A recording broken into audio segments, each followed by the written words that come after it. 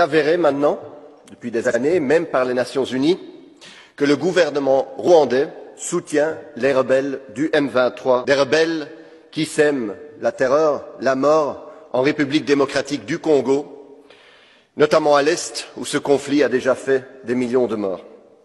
Nous savons donc toute la responsabilité du gouvernement rwandais. Et alors, que fait l'Union européenne, que font les pays européens? On s'attendrait à des sanctions. C'est la réponse que l'Union européenne a souvent quand on voit ce genre d'action de la part d'un pays contre un autre.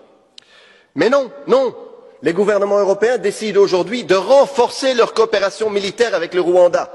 La France, notamment, annonce un renforcement de sa coopération militaire. L'Union européenne va donner 20 millions au Rwanda pour sa participation au Mozambique. Et les États-Unis, vous le savez, depuis longtemps, sont un partenaire très important du Rwanda.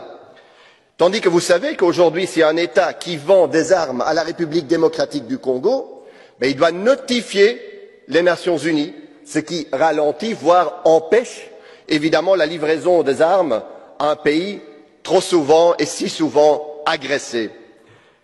Cette politique, où on dit en mots, en paroles que nous respectons la souveraineté congolaise, mais en réalité notre politique l'entrave et la sape, est inacceptable. Il faut cesser ça tout de suite, parce que nous avons besoin, et les Congolais ont besoin de paix aujourd'hui.